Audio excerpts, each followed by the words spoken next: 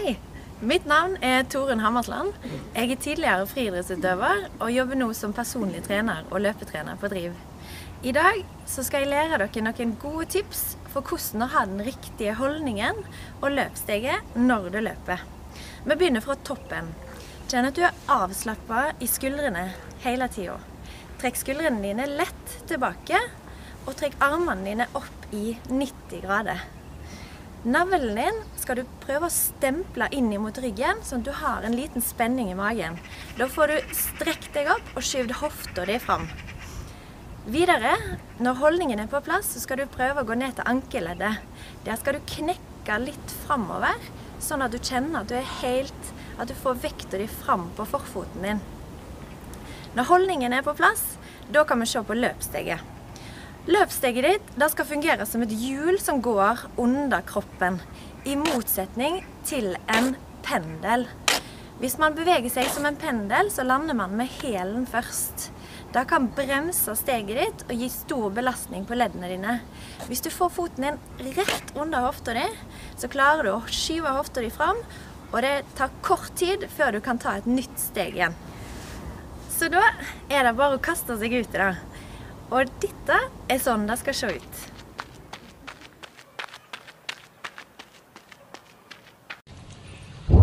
Presidente Herzog, muchas gracias por sus palabras tan generosas para conmigo. Muchas gracias a todos los que están haciendo posible esta visita.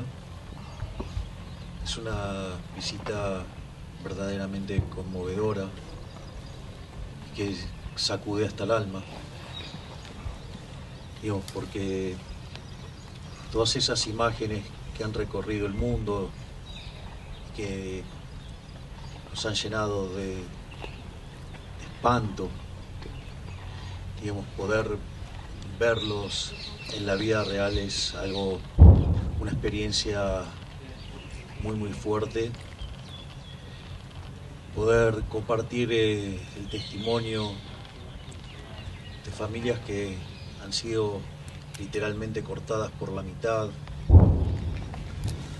o en el caso de Ofelia, quien fue secuestrada y lo que ha tenido que vivir en ese secuestro. Es una situación, digamos, verdaderamente dolorosa, pero que vivirla, digamos, de modo cercano frente a las víctimas y en el lugar donde los hechos ocurrieron es muy estremecedor.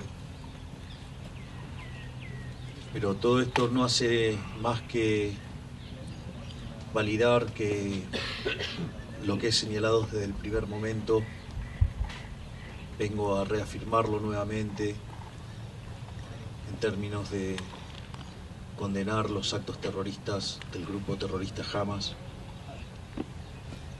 de mi solidaridad con el pueblo judío y con el pueblo de Israel, y sobre todas las cosas, digamos, apoyar el derecho a la legítima defensa de Israel. Porque tal como he señalado en otras oportunidades, algo que permitió el holocausto de los nazis fue justamente la indiferencia del mundo libre. Y tal como lo señalaba el presidente Herzog, el mundo libre no puede estar indiferente, porque estamos frente a un claro acto terrorista, un claro acto de antisemitismo, y sin lugar a dudas estamos frente a lo que sería una expresión del nazismo en el siglo XXI. De hecho, parte de los métodos que utilizaron son una rémora de lo que fue aquella atrocidad. Por lo tanto, nuestra más enérgica condena a todo este tipo de acciones aberrantes, nuestra solidaridad, nuevamente el apoyo a Israel en su legítima defensa, en su derecho de la legítima defensa, y obviamente que vamos a seguir trabajando como lo venimos haciendo, reclamando por la liberación de todos los rehenes, en especial del caso de los argentinos, pero sobre todas las cosas reclamamos la liberación de todos los rehenes, porque más allá, digamos, de la nacionalidad, son seres humanos y esto es un crimen de lesa humanidad, el cual debe ser reparado. Por lo tanto, mi más sincero agradecimiento por haberme recibido y que sepan que en Argentina tienen a un presidente que es un fiel amigo de Israel. Muchas gracias. Thank you, Mr. President Herzog, and thanks to all those of you. Hei ja tervetuloa mun kanavalle, mä oon Julia ja tänään on sunnuntai, mikä mun arkirutiinissa tarkoittaa meal prep-päivää. Eli siis sunnuntaisin on aina se päivä, kun mä teen ison satsin ruokaa, joka kestää koko viikon. Mä teen vaan lounaat töihin, mutta silti on se niin kuin tosi paljon helpompi, että mun ei tarvitse sitten pitkin viikkoa miettiä, että no mitäs mä nyt tekisin ruuaksi ja mitä mä syön huomenna töissä, kun mulla on se valmiina. Ja mä yleensä perjantaina tai lauantaina käyn kaupassa ja ostan kaikki ainekset ja sit sunnuntaisin laitan ruokaa. Ja tänään me tehdään sellaista lasagnekeittoa, mutta lasagne-levyjen sijaan mä laitan tähän keittoon ihan tavallista pastaa, koska mä oon kerran aiemmin tehnyt tätä ja ne lasagne-levyt tarttu toisiinsa kiinni, niin mun mielestä se ei ollut niin kiva juttu siinä. Niin nyt tehdään ihan tavallisesta pastasta. Ja okei, kaikki ei välttämättä tarvitse tehdä lounaita valmiiksi, mutta esimerkiksi jos sä teet muutaman päivän päivälliset valmiiksi kerralla, niin mieti miten paljon enemmän aikaa sulla on niin kuin kaikkea muuhun sitten, kun sä tuut tyylin töistä. Kun sulla on ruoka valmiina ja sä voit vaan laittaa sen uuniin tai laittaa sen mikroon. Niin mun mielestä se on ainakin semmoinen juttu, joka helpottaa tosi paljon niin kuin mun elämää ja auttaa siinä terveellisesti syömisessä sen takia, kun sä oot tehnyt valmiiksi sen jonkun terveellisen ruoan. Ei muuta kuin mennään tonne noin niin ja katsotaan, että tuleeko hyvää keittoa. Täältä löytyy kaikki ainesosat, mitä siihen keittoon tulee. Ja mä oon vähän muokannut sitä reseptiä. Mä laitan sen reseptin, mitä mä käytän, niin tohon alas. Ja ne muutokset, mitä mä oon tehnyt, on se, että mä oon lisännyt siihen keittoon valkoisia papuja, vaikka siinä reseptissä ei oo. Ja tosiaan mä vaihoin sen lasagnen tämmöiseen täysjyvä kappellipastaan. Ja alkuperäisessä reseptissä käytetään ravintohiivaa, eli siis se resepti on täysin vegaaninen, mutta mä en oo vegaani, mä oon kasvissyöjä, eli mä syön juustoa. Ja täällä ei hirveästi ole saatavilla ravintohiivaa, niin mulla on tällaista parmesaanimurua, mitä mä laitan siihen. Mitäs muuta? Tässä on kasvisliemi, tällaisia fondikuppeja, mitä mä käytän. Mun mielestä nämä on kaikista parhaan makuisia, kun vertaa joihinkin sellaisiin valmiisiin tiivisteisiin, mitä on kaupassa. Sitten tosiaan sitä juustoraastetta. מחר בערב המוני בני ישראל יסבו מסביב לשולחן בליל הסדר ויציינו את המאורע ההיסטורי של יציאת מצרים בקריאת ההגדה, באכילת המצה ובשתיית 4 הכוסות, ואיתנו הרב המקובל, הרב יצחק בצרי. שלום לך, תודה רבה. שלום וברכה, טל מאיר, תודה, ברוך השם. כן, טוב, תשמע, בניסן נגאלו וניסן צפויים להיגאל, ואנחנו כאן בצל גל הטרור, תקופה לא פשוטה, מצד שני יש שמחת החג. איך אפשר להתייחס למר ולמתוק הזה ביחד? אני חושב שזה בדיוק נפלא ביותר. חייב אדם להרגיש כאילו הוא יצא ממצרים. אני חושב גל טרור כזה קשה. אני חושב שאנחנו יכולים להרגיש קצת לבונן... את העבדות. את העבדות. ואני חושב שדווקא עכשיו, זאת התפילה הכי חזקה שיכולה להיות, לבקש עם ברור עולם, די לפיגועים, די לצרות, די לאויבים מבית ומחוץ.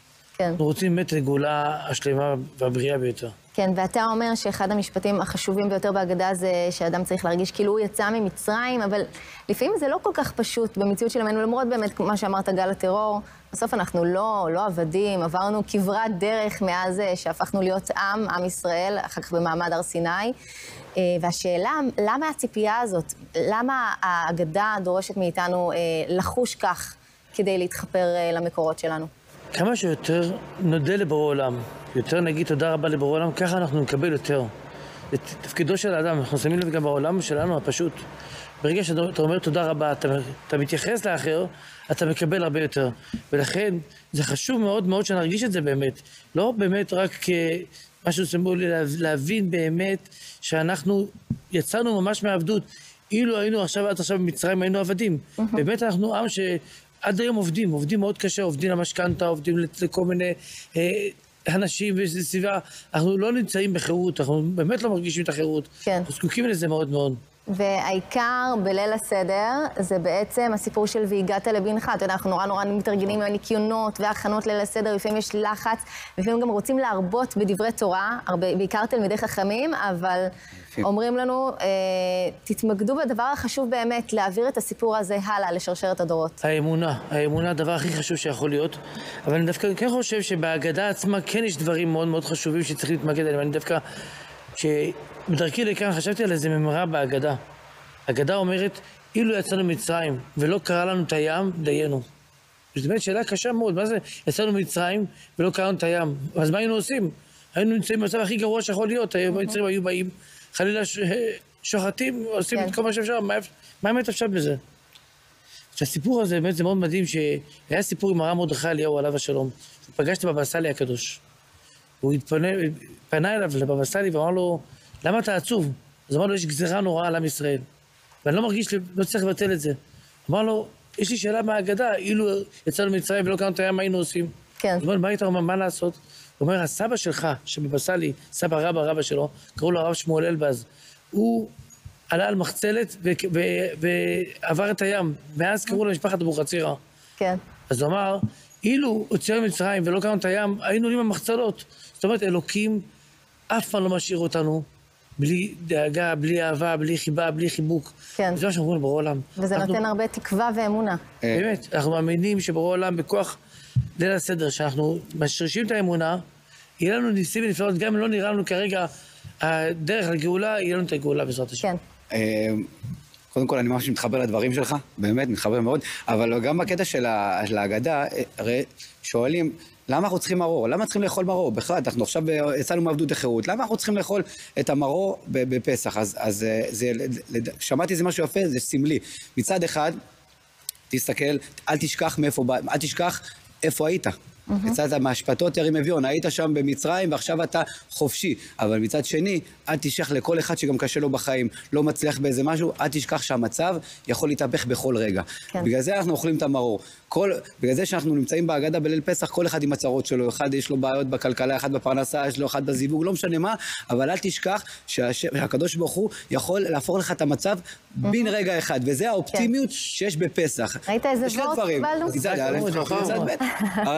רק צריך לומר שהמרור של היום לא כל כך מר, כן? אנשים אוכלים כל בוקר את החסה ואת ה... אבל יש מרור שהוא חריף מאוד, סליחה. חריף, לא מר. כן. אנחנו העיראקים הבבלים אוכלים אינדבה. אינדבה זה מרור מאוד מאוד מר. כן? ממש אוכל שרק הכבשים יכולים לאכול. כן. אגב, אומרים, והגעת לבנך, זה גם הגעת לביתך, כי יש לי שתי בנות רק, אז אני לא פטור. כמה בנות יכולות? לא, אני לא פטור ממש, אני חייב לספר. בהחלט, בת ובן זה אותו דבר בדיוק.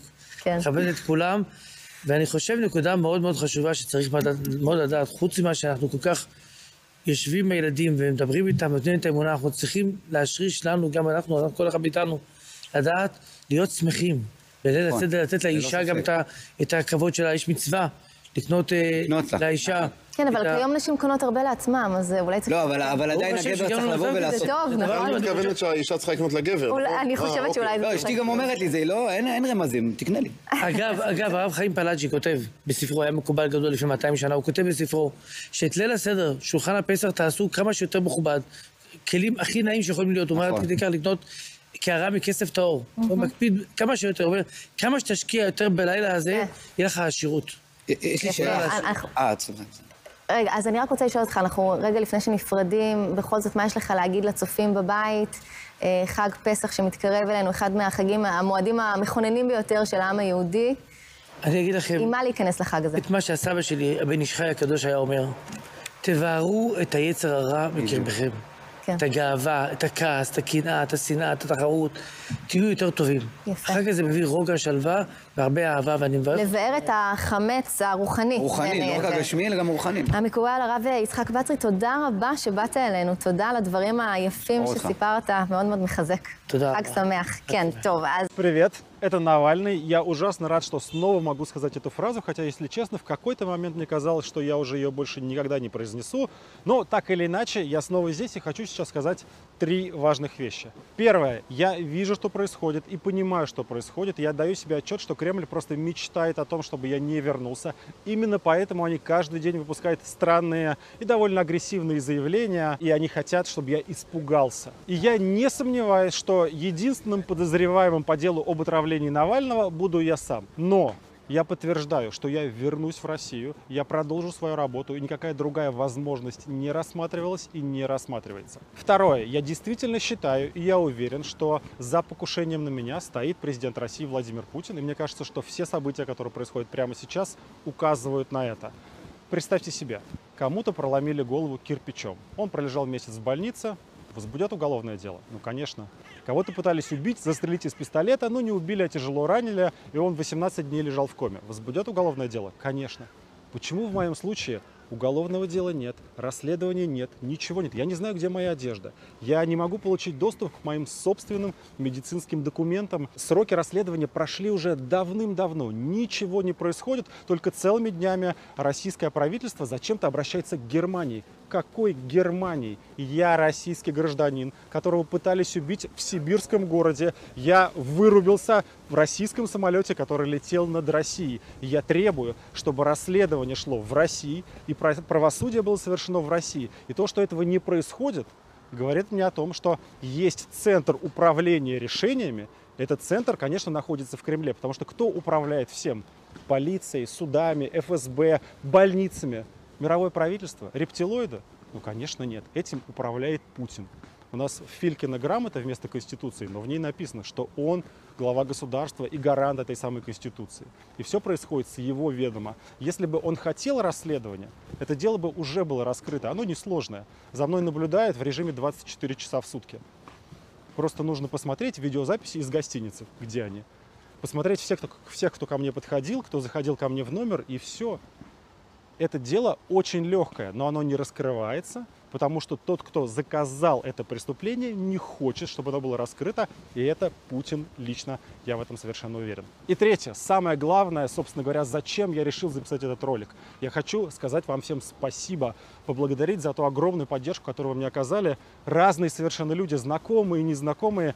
Я не очень мистически настроенный человек, но в данном случае действительно мне кажется, что вот эта огромная поддержка, она как-то материализовалась и помогла мне выбраться из той довольно сложной ситуации, в которой я оказался. Поэтому спасибо, ребята, вам огромное. Я постараюсь вернуться как можно скорее и вместе с вами продолжить нашу борьбу за прекрасную Россию будущего.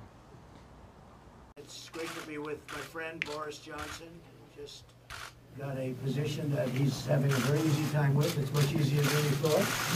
Is it tougher or easier? He said, well, it's, I guess, what he expected. I think it's pretty much what he expected. And he's doing a fantastic job. Not easy, but doing a really good job. And I think he's going to make great progress come October, come November. That's great progress for the country long term. October the 3rd. The results are going to start to show in November. But it looks to me like he is making great progress, so it's an honor to have you here. We're going to be discussing trade. We can quadruple our trade with UK, and we can, I think, really do a big job. Bob Lighthizer is here, our trade representative. Your trade representative is here, and they're already scheduled today to continue negotiations. But we can have substantially more trade with UK, and we look forward to doing that. So we'll talk about other things also. It's great to have you both. Well, thank you very much. It's great to be here, and I certainly hope that we can make a lot of progress quite fast on trade. We've got our Secretary of State for International Trade, Liz Truss, is here. We hope to get going on that, always remembering that the NHS is not for sale, but everything else, because there's a huge amount we can do. And I guess we'll also talk a bit about Iran and some of those difficult issues where I think we share a common perspective. dial things down, but also make sure that people in the Gulf don't get the wrong idea about what they can get away with. That's a complicated issue. We hope to make progress there. We'll be talking about many things. We look forward to it, and we'll start in just a minute. So thank you very much, everybody. Thank you. Mr. President, some of your critics are saying that you should resign because you misled the Queen with regard to shutting Parliament down. How do you respond to that? Well, as I said earlier on, thank you very much. Well, as I said earlier on, let's be absolutely clear. We respect the judiciary in our country. We respect the court. I disagree profoundly with what they had to say. I think it was entirely right to go ahead with a plan for a Queen's speech. This is the longest period we haven't had a Queen's speech for 400 years. We've got a dynamic domestic agenda we need to be getting on with. More police on the streets, investment in our National Health Service, improving our education. We need to get on with that. And frankly, I think we need to get on with Brexit. That's the overwhelming view of the British people. Whether they voted to leave or remain, they want to get this thing done by October the 31st. And that's what we're going to do. Mr. President. That was a very nasty question from a great American reporter. Was that an American That's an American reporter. That's a very nice one.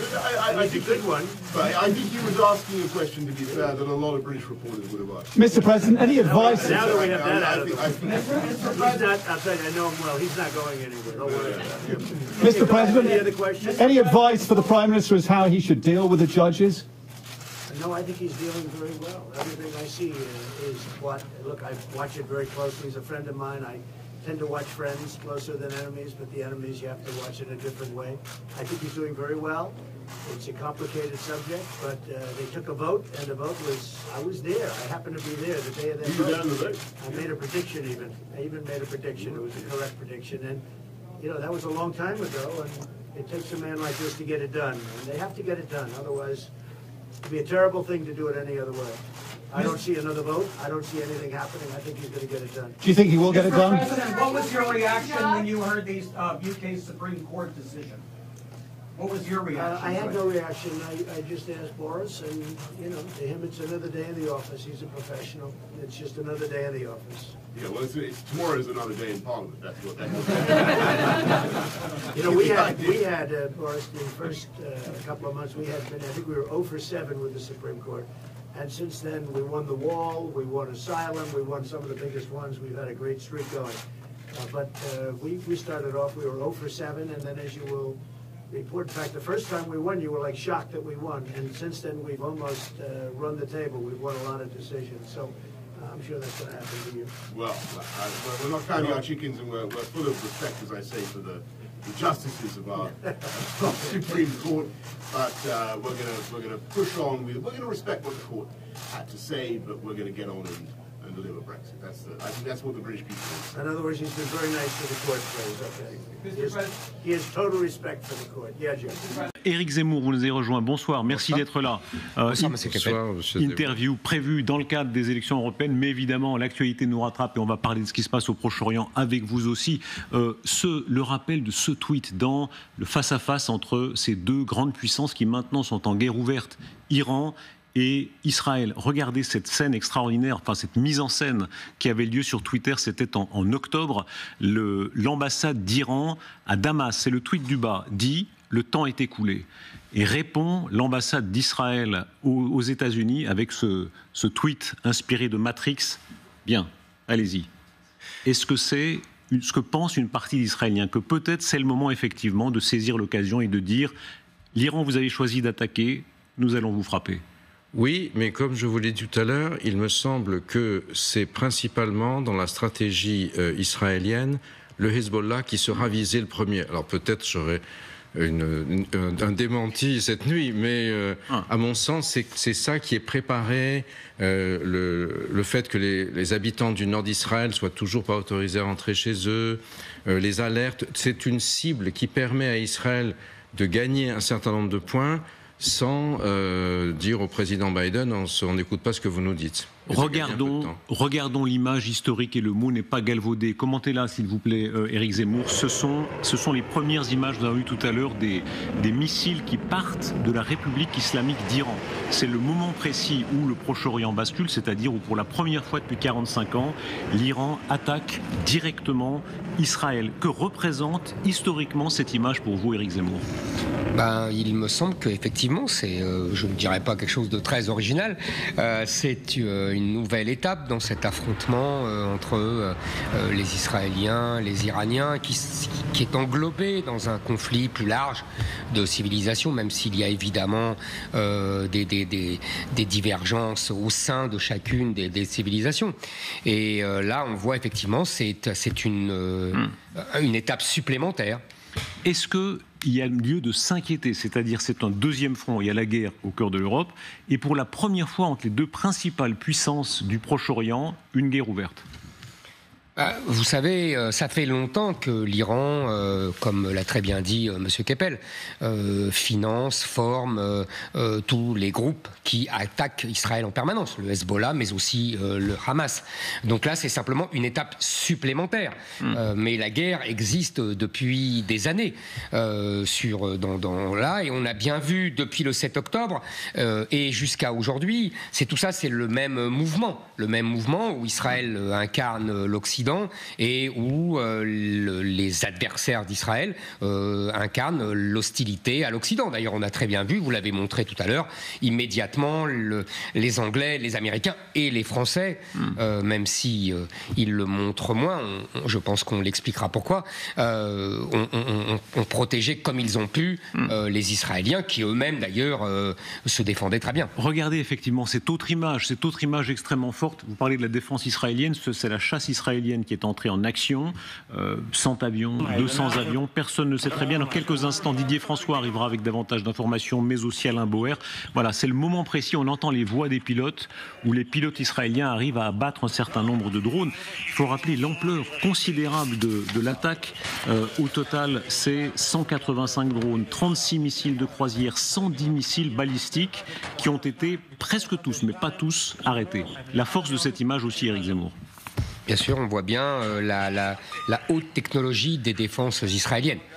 En vérité, évidemment que les Israéliens ont besoin d'alliés, mais ils ont surtout une armée d'un niveau tout à fait exceptionnel. Même s'ils ont beaucoup de mal depuis des années à vaincre le Hamas et le Hezbollah. Mais parce que, vous savez, les grandes armées ont toujours des difficultés face à la guérilla. C'est une vieille histoire depuis Napoléon en Espagne. Est-ce qu'on a sous-estimé la force du Sud global quand on voit que l'Iran, bien sûr une grande partie a été arrêtée, mais l'Iran arrive à tirer 110 missiles balistiques. C'est considérable, les missiles balistiques. Le Hamas est plus fort qu'on ne le pensait, le Hezbollah est plus fort qu'on ne le pensait, l'Iran aussi. Je suis pas un fan, si j'ose dire, de cette notion de Sud global. Je pense qu'il y a des divergences. Par exemple, l'Inde n'a rien à voir avec la Chine, n'a rien à voir avec l'Iran. Vous voyez, ils ne sont pas alliés. Non. En revanche, je crois plutôt à la grille de lecture qui a été énoncée le premier par Samuel Huntington et qui est que, à la suite de la guerre froide, à la fin de l'URSS, désormais, nous devons lire le monde à travers une guerre de civilisation. Une guerre de civilisation, vous la voyez là, entre le monde musulman, arabo-musulman et l'Occident. Et sur notre sol, on a vu toute cette semaine et depuis des jours et des jours tous les événements qui sont la conséquence de l'islamisation de notre pays. Quand les dirigeants israéliens disent « nous sommes dans le même bateau », Isaac Herzog, le président israélien, sur notre antenne il y a quelques mois, disait aux Français « voilà, nous sommes sur le même bateau, est-ce que vous le pensez ?» Je le pense exactement. Je pensais pour ça d'ailleurs que les pays occidentaux et la France doivent soutenir le peuple israélien et Israël face à cette nouvelle attaque. Et par ailleurs, je crois qu'il faut bien comprendre, et d'ailleurs de plus en plus de peuples européens le comprennent, nous sommes engagés dans une grande lutte de civilisation. Sur notre sol, nous avons un peuple dans le peuple, nous avons une islamisation de notre continent et de notre pays, et je crois d'ailleurs que c'est le principal enjeu des élections européennes, j'étais venu pour vous parler de ça, le principal enjeu des élections européennes du 9 juin est la seule liste française qui affirme cela et qui veut défendre la France et l'Europe contre l'islamisation, c'est la liste de reconquête conduite par Marion Éric Zemmour. Cependant, est-ce qu'il faut aussi donner de l'espoir aux opinions arabes partout et aux Français de confession musulmane? Soyons francs, beaucoup de Français de confession musulmane regarderont ces événements en disant, bien sûr, Israël est attaqué, mais rappelleront qu'Israël avait frappé le 1er avril, notamment à Damas, et évidemment la guerre de Gaza, avec beaucoup de morts civiles, enfants, femmes innocentes, etc. Est-ce que c'est le moment aussi de donner davantage d'espoir au peuple arabe? Il y a deux choses différentes, même si votre présentation prouve bien ce que je dis depuis des années, c'est qu'il y a un peuple en France et en Europe, un peuple arabo-musulman dans le peuple occidental et français. Et c'est ce qu'on me reproche souvent, mais il y a aujourd'hui deux peuples qui n'ont pas les mêmes réactions, les mêmes réflexes, les mêmes passions, les mêmes inclinations. Votre présentation est très révélatrice de ça.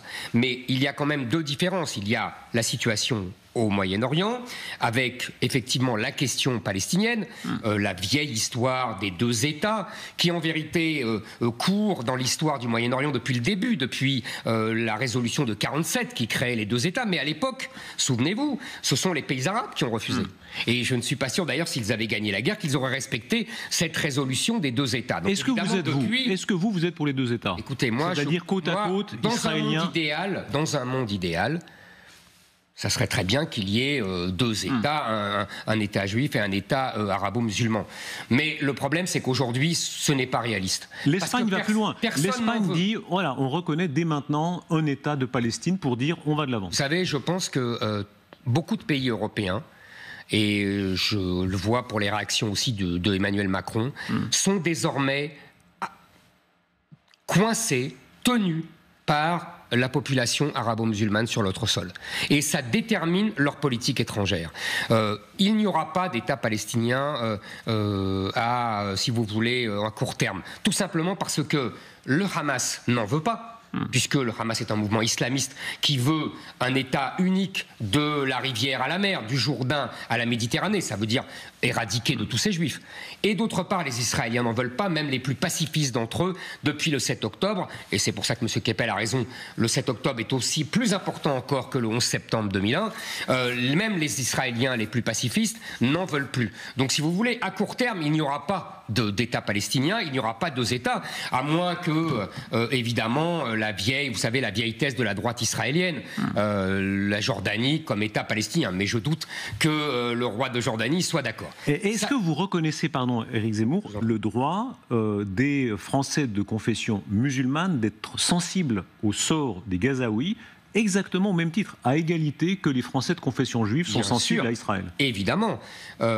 Évidemment. Pas tout à fait, parce que vous semblez dire qu'il y a un peuple dans le peuple. On ne dit pas ça pour les Français de confession juive. Non, il y a deux choses différentes. D'abord, il n'y a pas le même nombre.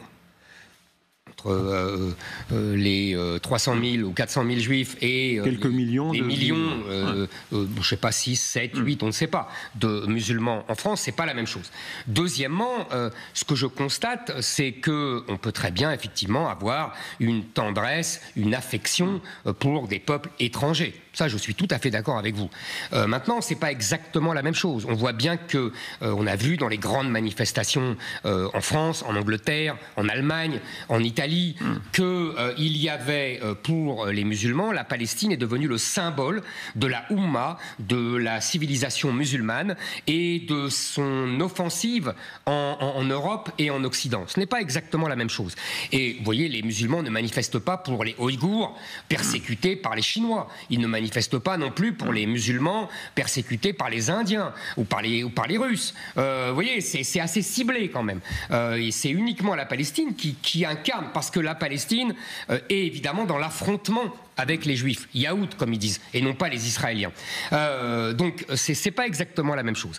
Et tout ça pour vous dire, parce que je voudrais revenir à ce qui se passe sur notre sol, parce que sur notre sol, c'est aussi très important. Vous avez vu toute cette semaine un homme tué à Bordeaux parce qu'il buvait du rosé, parce que c'était le ramadan. Un autre boucher qui avait été tabassé parce qu'il vendait du porc. Des jeunes femmes qui sont battues parce qu'elles s'habillent, ouvrez les guillemets, à l'européenne. Un jeune homme qui est tué parce qu'il draguait plus ou moins une jeune fille et le frère l'a assassiné. Vous voyez, ça, qu'est-ce que c'est ? c'est bienvenu en terre d'islam. Est-ce que ça révèle une évolution plus profonde? C'est-à-dire, on ne parle plus forcément de mouvements islamistes extrémistes, on parle de musulmans très pratiquants, comme pouvaient l'être des chrétiens ou des juifs d'ailleurs, peut-être il y a un siècle ou deux. Les chrétiens, il y en a très peu maintenant qui sont comme ça, mais voilà. Jamais des chrétiens ou des juifs tuent des gens parce qu'ils ne pratiquent pas strictement leur religion. J'ai jamais vu ça. Au XVIIIe siècle, vous pouvez revenir aux guerres de religion, mais ou à la c'était un affrontement religieux. Bien sûr, mais la pratique musulmane est telle qu'aujourd'hui, ce que je veux dire, c'est que c'est ça davantage que des mouvements terroristes. Vous avez tout à fait raison, mais parce qu'on s'est leurré. Si vous voulez, toute la classe politique, de Marine Le Pen à Emmanuel Macron, a répété que l'islam était compatible avec la République, que l'islam était différent de l'islamisme. Et en fait, dire cela, ça empêche de comprendre la réalité de l'islam. L'islam est une force qui va. L'islam est non seulement une religion, une foi, mais aussi une règle, une loi et une civilisation. Et donc, cette force qui va s'impose par la prédication, par la menace et aussi par la force. Mais Éric Zemmour, que vous ayez tort ou raison, et chacun jugera, les élections européennes le diront entre autres, est-ce que la démographie de toute façon ne fait pas que vous êtes perdant, c'est-à-dire un peuple qui ne veut plus faire assez d'enfants pour se renouveler, quoi qu'il arrive, évolue d'une certaine manière par la démographie qui fait qu'on s'en réjouisse ou qu'on le déplore. Cher Darius Rochemin, je dis depuis 20 ans, la démographie c'est le destin.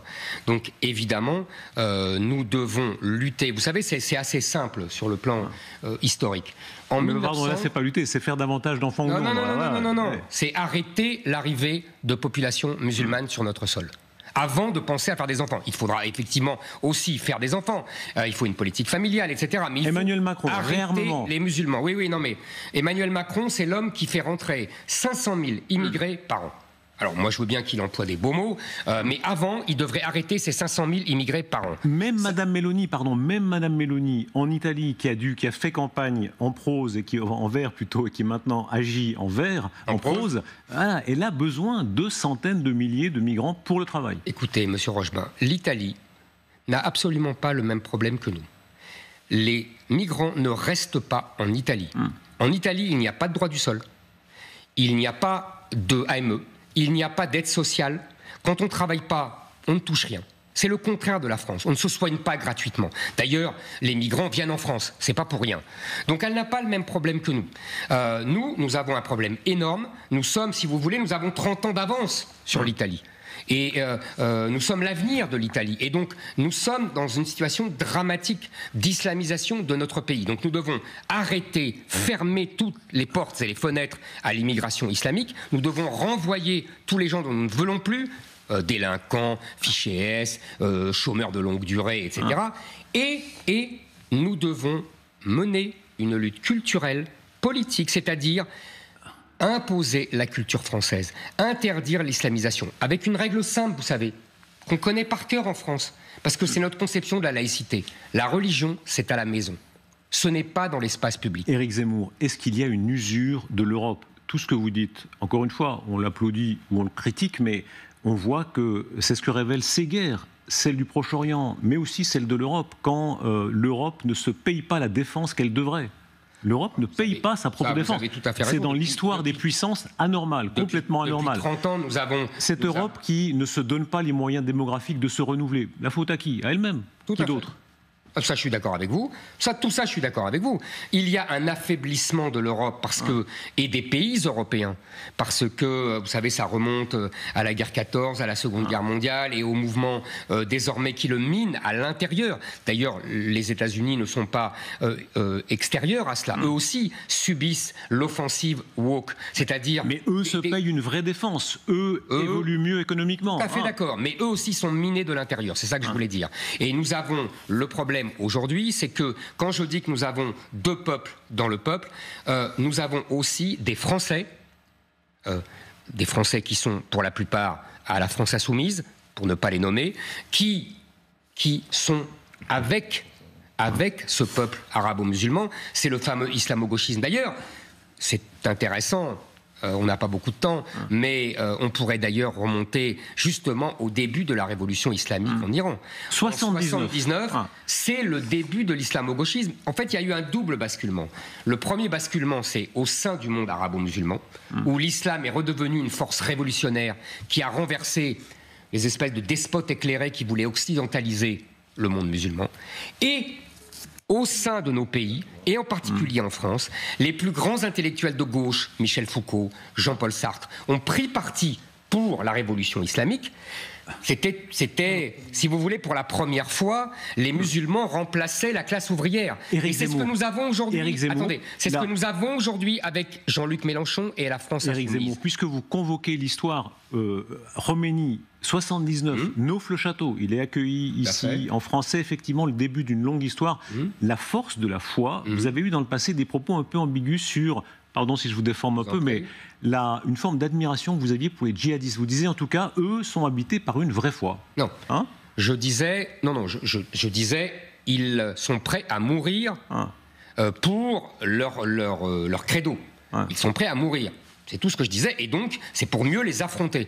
Il y a Smout Pascal qui dit « Je crois les martyrs parce qu'ils sont prêts à mourir ». Bien sûr. Est-ce que on croit que les prophètes armés aussi, il dit. La foi, l'énergie, la vitalité, hélas pour l'Occident, n'est pas davantage dans ce monde-là que dans celui-ci. Monsieur de Rochebin, vous savez, l'islam n'est pas seulement une foi.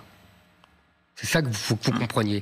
L'islam est, je vous l'ai répété, c'est une arme juridique et qui prend en charge tout le monde et qui impose sa loi d'abord aux musulmans, puis aux infidèles. Donc, si vous voulez, évidemment que c'est une force qui va, c'est une force révolutionnaire, c'est pour ça que nous devons nous aussi nous armer, et c'est pour ça que je vous disais, les seuls qui aujourd'hui ont pris conscience de cette lutte contre l'islamisation de notre continent, en France, c'est Reconquête et c'est la liste conduite par Marion Maréchal. Revenons à l'événement. C'est un mouvement général en Europe. Vous savez, quand vous dites non, parce que c'est important. Quand vous dites il n'y a que la force est du côté de l'islam, moi je vous dis dans toute l'Europe, en Hollande, en Suède, en Allemagne même, il y a des mouvements qui ont compris le danger et qui se réveillent. Le peuple européen se réveille. Et donc je voudrais que le peuple français se réveille aussi. Levons toute ambiguïté. Rappelons d'abord que la plupart des victimes du groupe État islamique dans le monde sont des musulmans. Non. Ça, c'est une vérité statistique. C'est pas vrai. Ah bah oui, non. Bien sûr.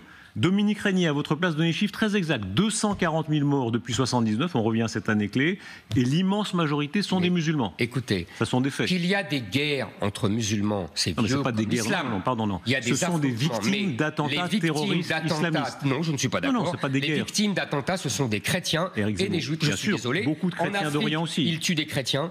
En Moyen-Orient, ils tuent des chrétiens.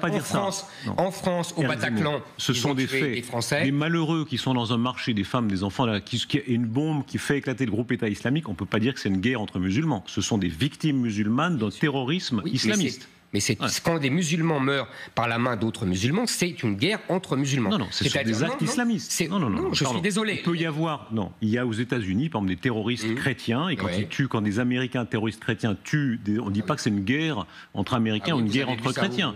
Oui, bien sûr, il y a eu des terroristes, bien sûr, des extrémistes.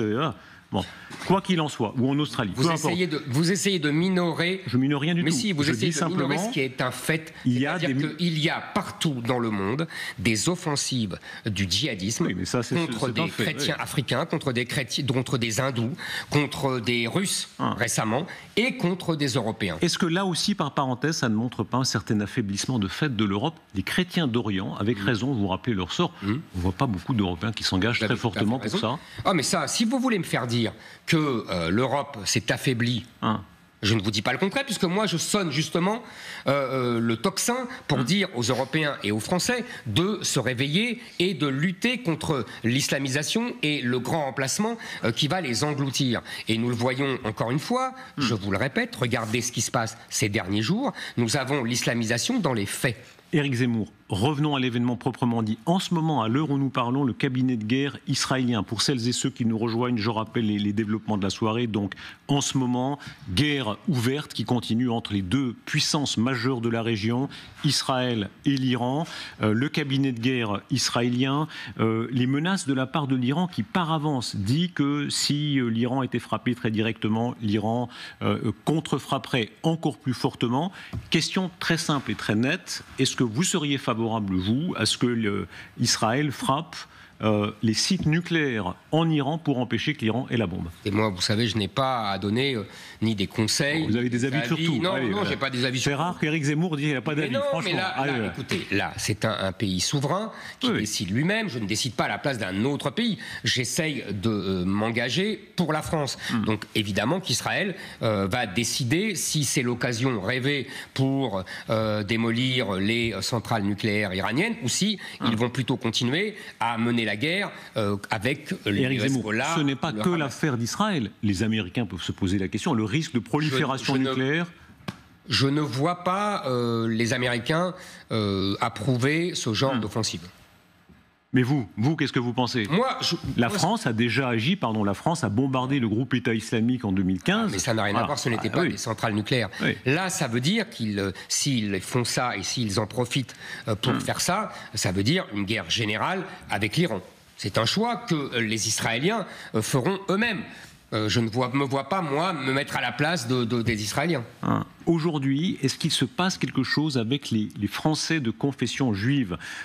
Ils ont été très fâchés de certaines de vos déclarations, celles notamment que vous avez faites sur Pétain, voilà, en dépit de tous les crimes de guerre de la collaboration. Aujourd'hui, est-ce que vous espérez, vous et le Rassemblement national, reconquérir davantage les Français de confession juive? Vous confondez les Français de confession juive avec certaines institutions juives qui ont d'ailleurs trahi les Français de confession juive depuis 40 ans par un tropisme de gauche et qui me harcèlent sur des propos qu'ils font semblant de ne pas comprendre. Je vous rappelle quand même que pour l'élection présidentielle, une majorité de Français de confession juive a voté pour moi. Relisez le dernier livre de Jérôme Fourquet qu'il est surtout en Israël. Et qu'en Israël, les Français d'Israël, chez qui vous avez eu de bons résultats. Les Français d'Israël ont voté majoritairement pour moi. Donc je pense évidemment que pour les européennes, ils feront le même choix, c'est-à-dire qu'ils voteront pour la liste de reconquête conduite par Marion Maréchal. Merci Éric Zemmour d'avoir été avec nous dans ces circonstances où évidemment on va continuer à découvrir minute par minute les nouvelles, les images qui sont en train de nous arriver. Merci beaucoup. Merci à vous.